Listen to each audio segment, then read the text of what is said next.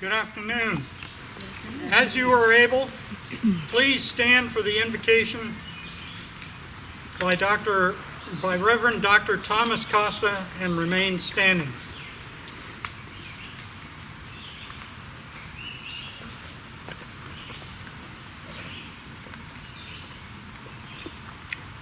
Almighty God, who has given us this good land for our heritage, we humbly honor this day the memory of one of our great founding fathers, George Mason, and the commemoration of his Virginia Declaration of Rights.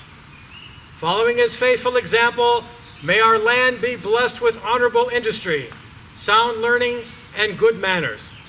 As he ever endeavored, save us from violence, discord, and confusion, from pride and arrogancy, and from every evil way. Defend our liberties, and fashion into one united people the multitudes brought hither out of many kindreds and tongues. And drew with the spirit of wisdom those to whom in thy name we entrust the authority of government, that there may be justice and peace at home. And as George Mason stood ever steadfast for his country's sake, in the time of prosperity, fill our hearts with thankfulness, and in the day of trouble, suffer not our trust in thee to fail, all of which we ask through Christ Jesus our Lord. Amen. Amen.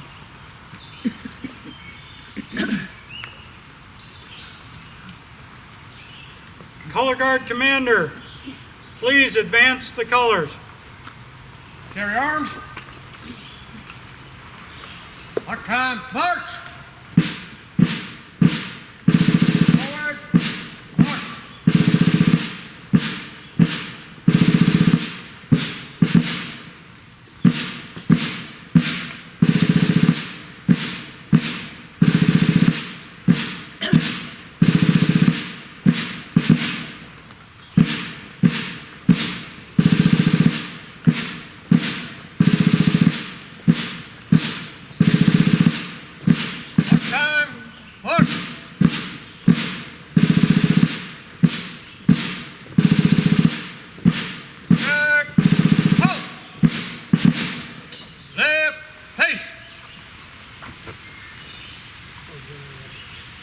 Present, march!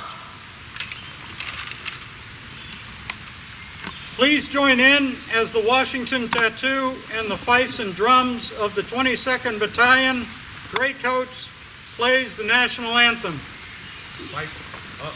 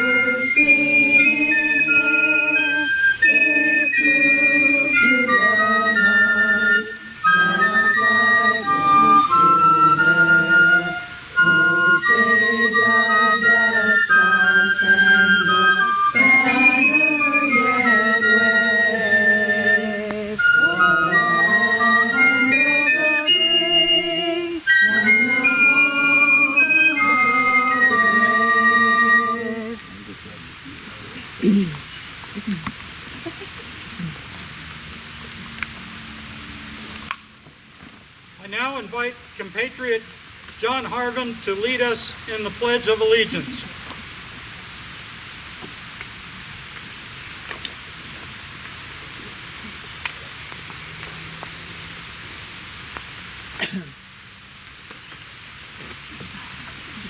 I pledge Allegiance to the flag of the United States of America, and to the republic for which it stands, one nation, under God, indivisible, with liberty and justice for all.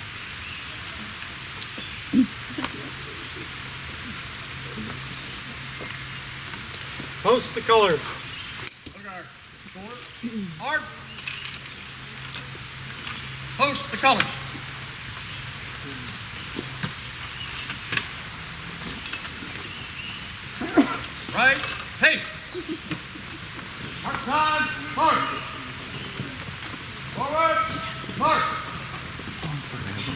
I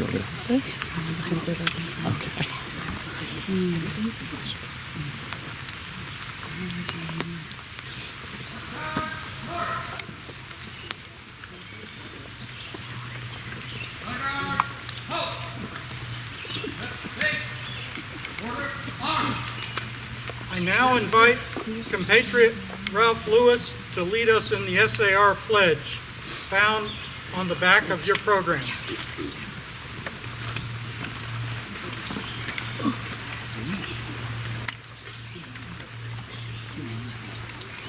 We, the descendants of the heroes of the American Revolution, who by their sacrifices established the United States of America, reaffirm our faith in principles of liberty and our constitutional republic, and solemnly pledge ourselves to defend them against every foe.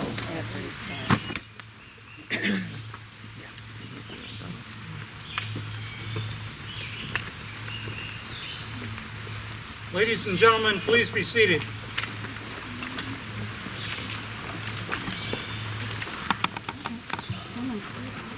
I now invite Mr. Scott Stroh, Director of Gunston Hall, to give his welcome.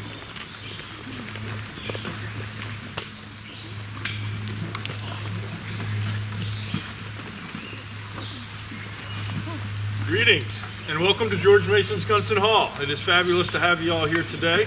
And on behalf of the Board of Regents of Gunston Hall and the Commonwealth of Virginia, it's my great honor to welcome you here for this very special wreath-laying ceremony as part of our annual Declaration Day program.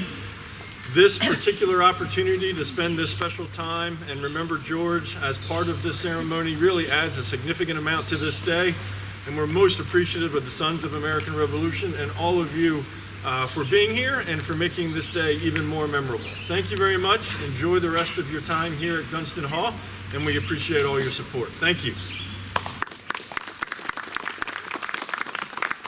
Scott's going to be a very busy man today with the activities with Declaration Day that's going on all day long here, and just wrapped up the naturalization ceremony. Toward the end of the program, we are going to give some recognition and awards, but since Scott wants to get on with his other duties, I'd like to present him with his SAR, Certificate of Distinguished Service, for the activities that Gunston Hall helped us with this weekend. Thank you. Thank you. Appreciate that. Stay there. Great. Good. One more.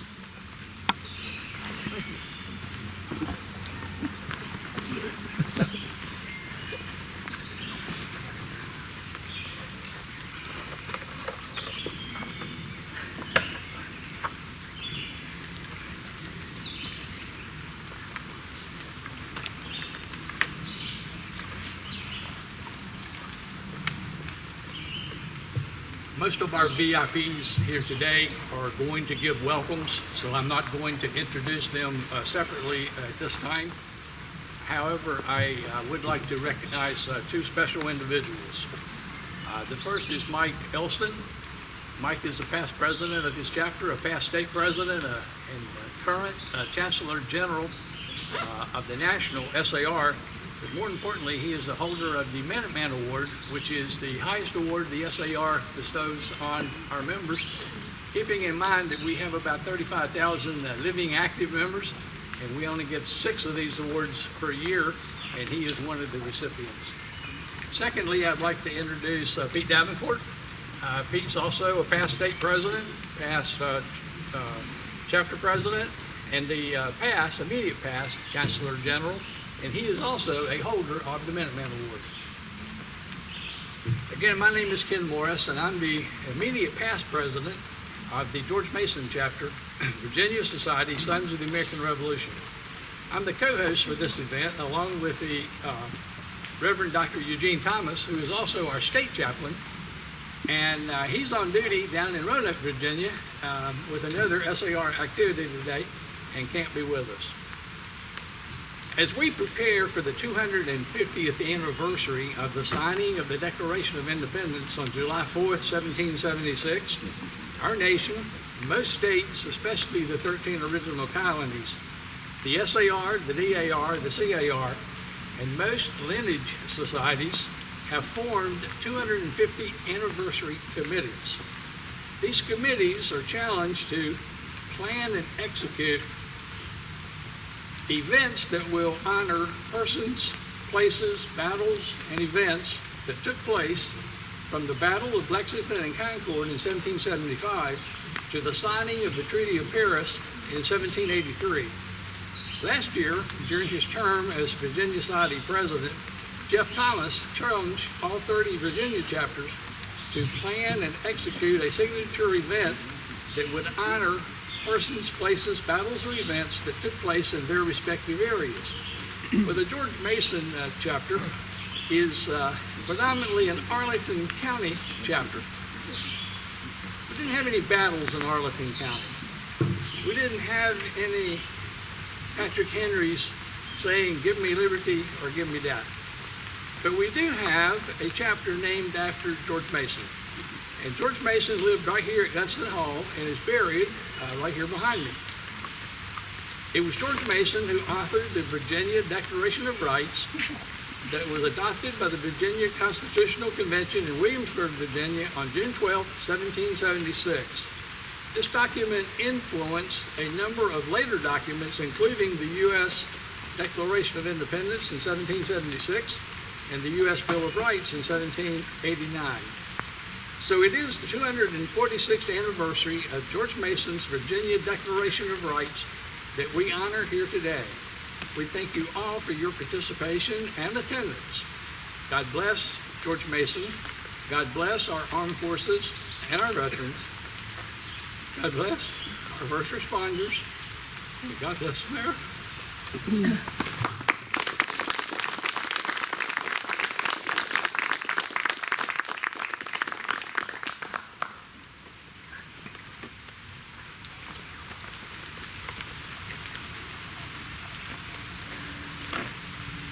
On behalf of the George Mason chapter, I would also like to welcome you to this opportunity to pay respects to our founding father, George Mason, and his wife, Anne Heilbeck.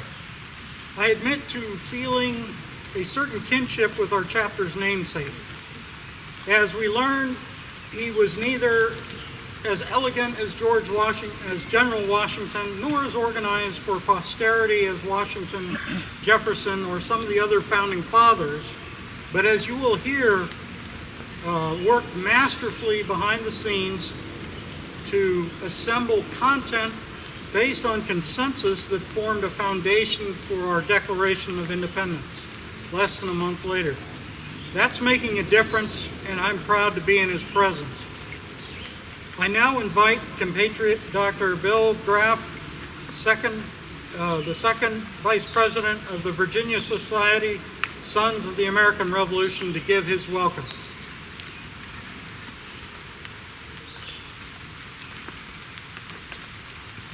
Thank you.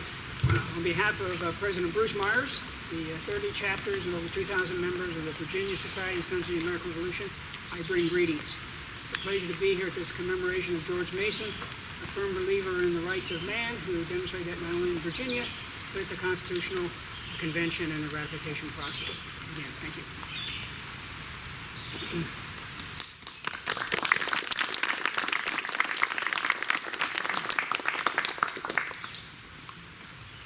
I now invite Dr. Charla Rausch, Director of District 5, Virginia Society Daughters of the American Revolution, to give her welcome. It is such an honor to join with the George Mason chapter, SAR, and our Virginia daughters, sons, and children of the American Revolution in commemorating the 246th anniversary of the Virginia Declaration of Rights. The words we now embrace as our rights as American citizens were truly revolutionary when these were written. The words and ideas of the Virginia Declaration of Rights gave voice to that declaration that launched our independence and a new nation. Thank you for honoring that which gave us our future.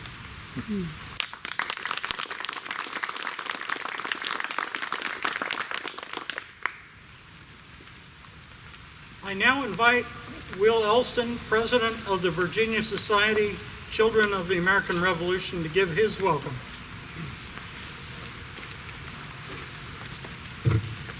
Good morning. On behalf of the Virginia Children of the American Revolution, I bring greetings and my best wishes for the continued success of your efforts to honor the memory of George Mason and freedoms that he championed.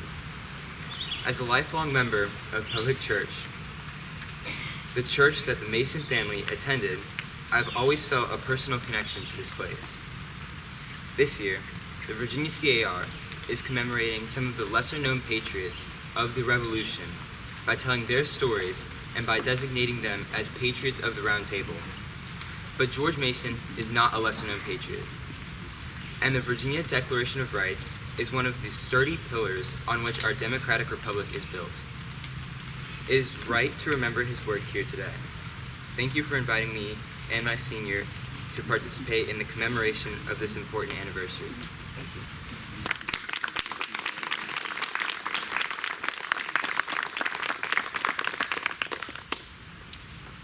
I now invite Paul Walden, President of the Virginia Society, War of 1812, and Chaplain of the Sons and Daughters of the Virginia Founding Fathers, to give his welcome. Thank you and good afternoon. Again, my name is Paul Walden. I'm the President of the Society of the War of 1812 in the Commonwealth of Virginia. And on behalf of our 160 members here in the Commonwealth, I bring you greetings. The War of 1812 was often called the Second War of Independence. While the American Revolution established our independence from Great Britain, the War of 1812 demonstrated that independence to the world. It was the first war declared by the United States Congress, but is probably the least studied. And our society has made a lot of attempts to encourage its scholarship in the Virginia schools. And again, many of our Revolutionary War ancestors either served in the War of 1812 themselves or had sons who served in the War of 1812. So there's a close connection between the two. And it's an honor again for me to have another joint ceremony with the Sons of the American Revolution.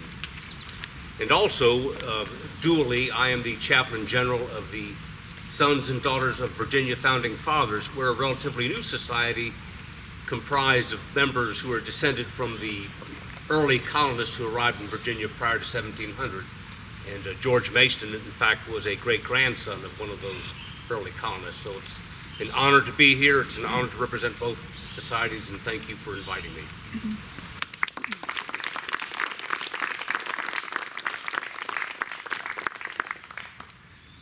I now invite Richard Rattan, Registrar and Genealogist of the Virginia Order of the Founders and Patriots of America, to give his welcome.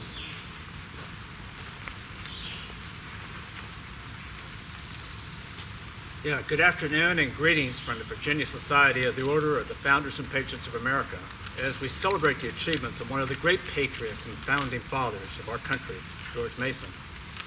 You know, today we celebrate the adoption of the Virginia Declaration of Rights by the Virginia Constitutional Convention on 12 June 1776. Its subsequent use by Thomas Jefferson in crafting the opening for the Declaration of Independence, and of course its basis for the Bill of Rights and the first 10 amendments to the Constitution. At the same time, the OFPA would like to also celebrate the great-grandfather of George Mason, who was George Mason I. George Mason I was a founder of this country. He was born in Pershore, Worcester, England in 1629, and he immigrated to the colony of Virginia in 1652, arriving on the ship Assurance in Norfolk, Virginia. George Mason I was a Cavalier and was obliged to leave England after the defeat of Cavalier forces by Oliver Cromwell in 1651. George Mason I settled in Stafford County, where he served as a sheriff in Stafford County. He was a member of the Virginia General Assembly and the House of Burgesses. George Mason I began a legacy of public service to Virginia and the United States, which was passed down to his children, grandchildren, and to his great-grandson, George Mason. Today we can remember both the founder, George Mason, and the patriot, George Mason, for their contributions to the growth of America. The OFPA believes it is good to remember the roots upon which our country has been built. Thank you very much.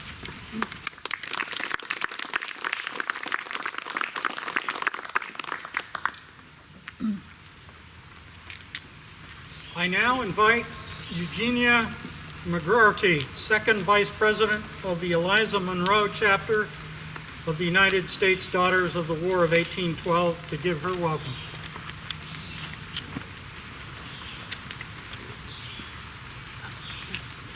On behalf of the 9 chapters of Virginia Society Daughters of 1812, I bring you greetings and thank you for allowing me to participate in this ceremony.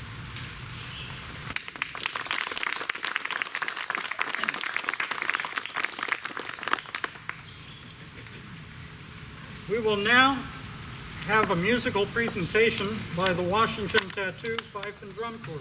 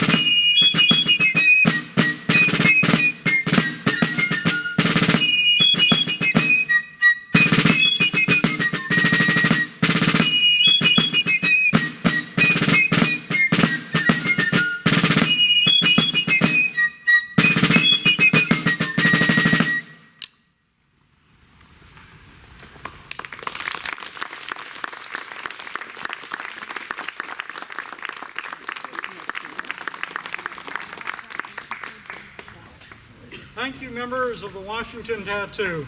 Let's give them another big round of applause.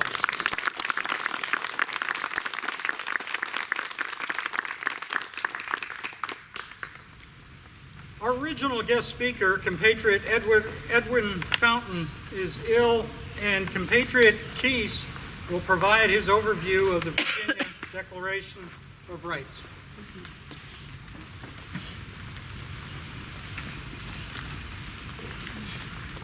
Thank you, Fritz.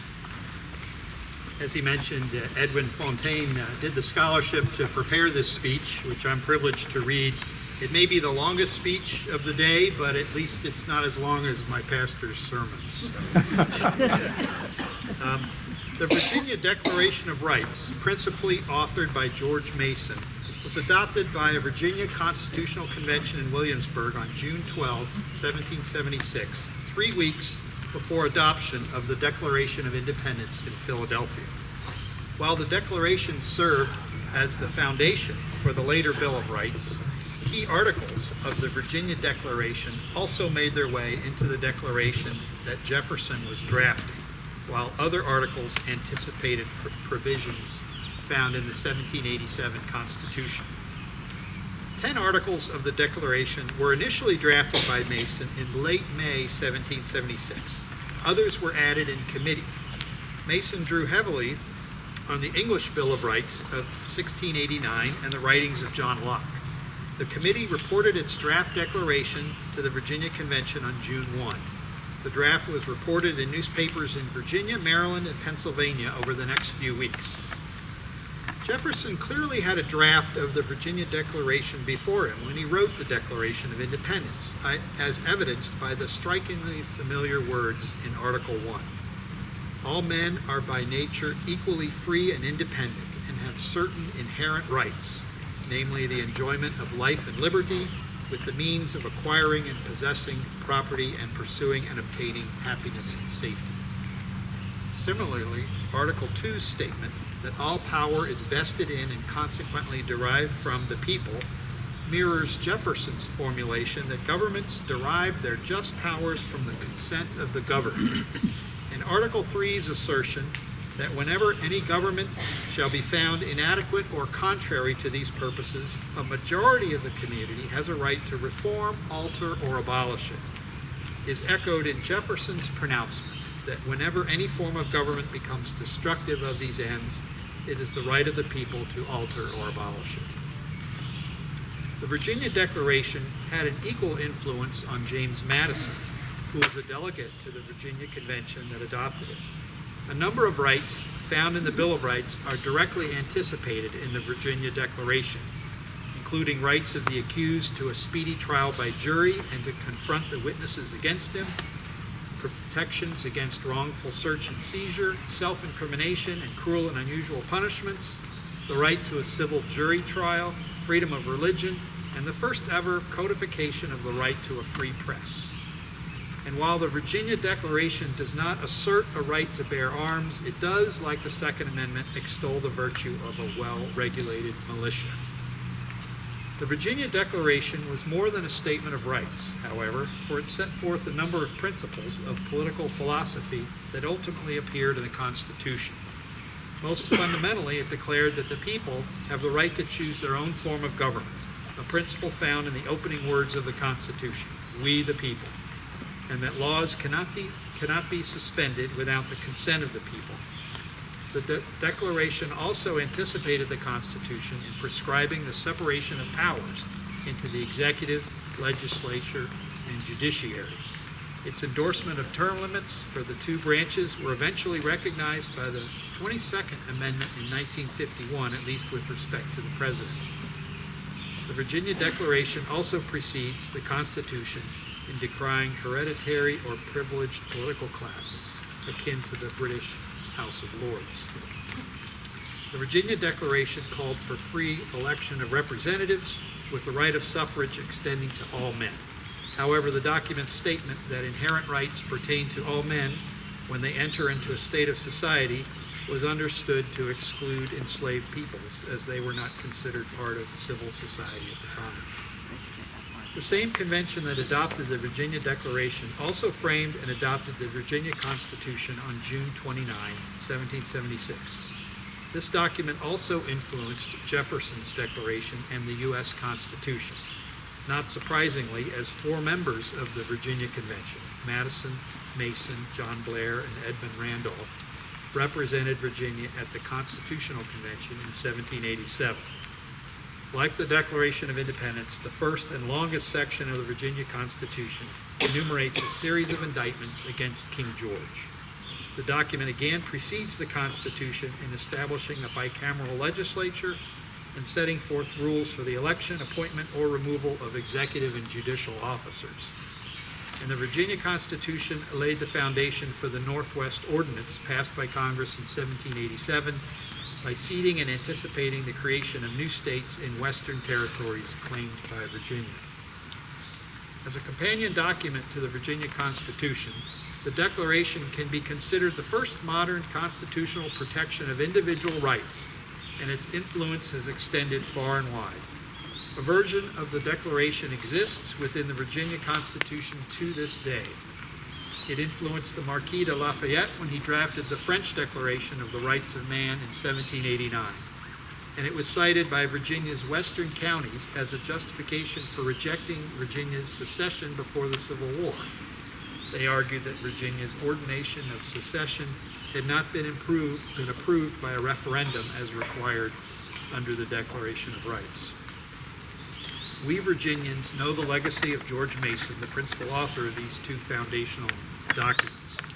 But because he was active in the Virginia Assembly and not the Continental Congress or the Constitutional Convention, he is perhaps not as well known to the rest of the country as Jefferson, Franklin, Adams, or Madison. As we approach the 250th anniversary of American independence, we should strive to elevate Mason to the highest level in the pantheon of founding fathers. Thank you for your attention.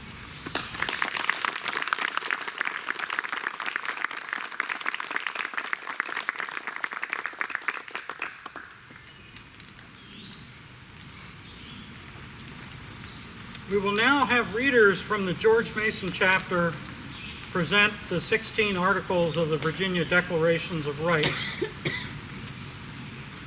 It starts with the preamble, a Declaration of Rights made by the representatives of the good people of Virginia, assembled in full and free convention, which rights do pertain to them and their posterity as the basis and foundation of government. Readers, would you come up?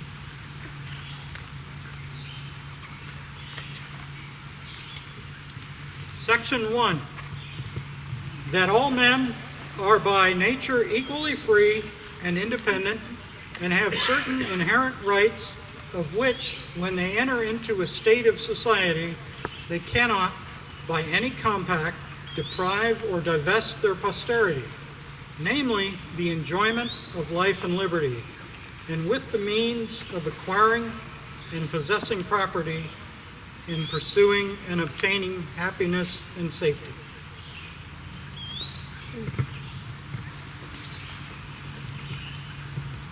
That all power is vested in and consequently derived from the people. That magistrates are their trustees and servants and at all times amenable to them.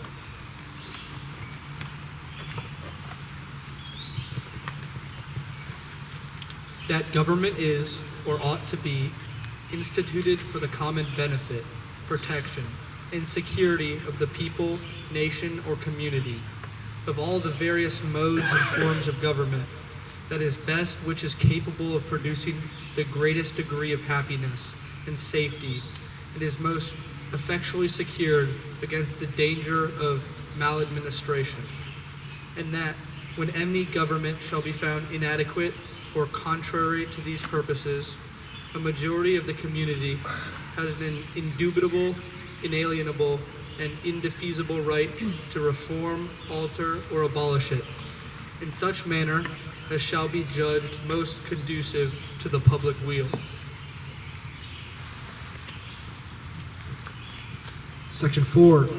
None of mankind is entitled to exclusive or separate emoluments or privileges from the community, but in consideration of public services, which, not being descendable, neither ought the offices of magistrate, legislature, or judge to be hereditary. Section 5, that the legislative and executive powers of the state should be separate and distinct from the judiciary, and that members of the first two may be restrained from oppression by feeling participation, the burdens of the people. They should, at fixed periods, be reduced to the private station, returned into that body from which they were originally taken. The vacancies be supplied by frequent, certain, and regular elections in which all or any part of the former members to be again eligible or ineligible as the law shall direct.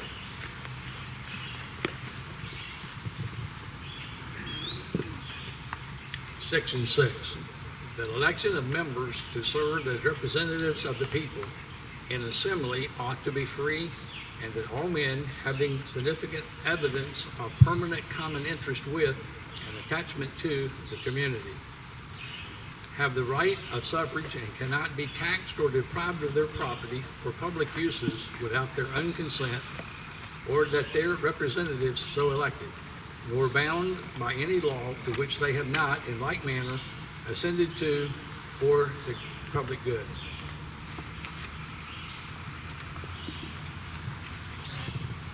Section 7, that all power of suspending laws or the execution of laws by any authority without consent of the representatives of the people is injurious to their rights and ought not to be exercised.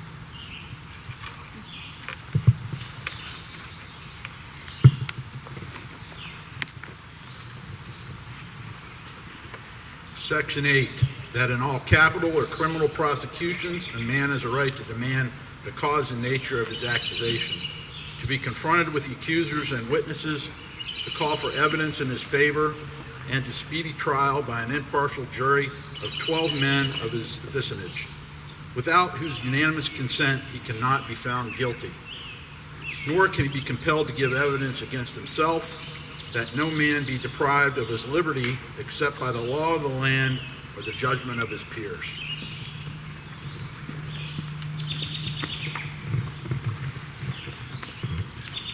Section 9, that excessive bail ought not to be required, nor excessive fines imposed, nor cruel and unusual punishments inflicted.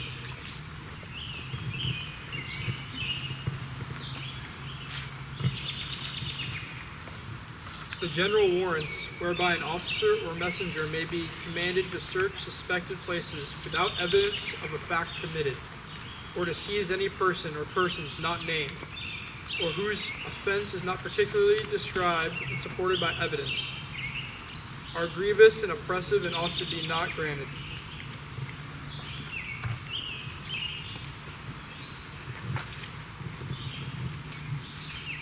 That in controversies respecting property and in suits between man and man, the ancient trial by jury is preferable to any other and ought to be held sacred. Section 12, that the freedom of the press is one of the great bulwarks of liberty and can never be restrained but by despotic governments.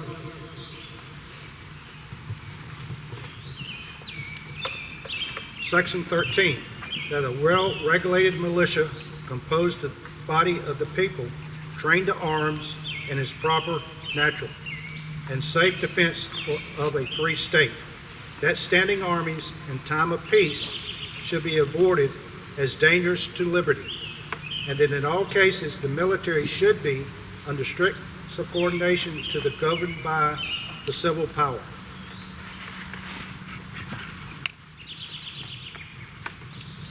Section 14, that the people have the right to uniform government, and therefore that no government, separate or independent of government of Virginia, ought to be erected or established within the limits thereof.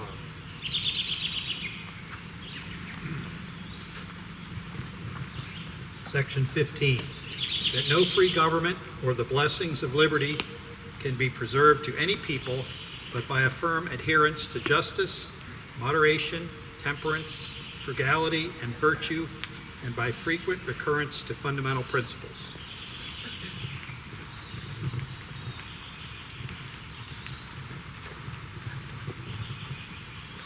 That religion, or the duty which we owe to our Creator, and the manner of discharging it, can be directed only by reason and conviction, not by force or violence, and therefore all men are equally entitled to the free exercise of religion according to the dictates of conscience, and that it is the mutual duty of all to practice Christian forbearance, love, and charity to each other.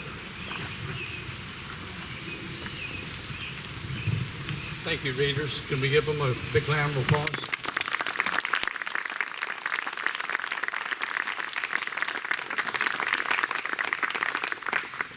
We would now conduct our wreath laying presentation. If you are presenting a wreath, please line up along the wall to my left in the same order that you are printed in the program handout. When your name is announced, you may go through the opening at the gate, address the tomb of George Mason, render your honors, and then come out and go over to your wreath and stand behind your wreath until all wreaths are presented. You're gonna lose somebody.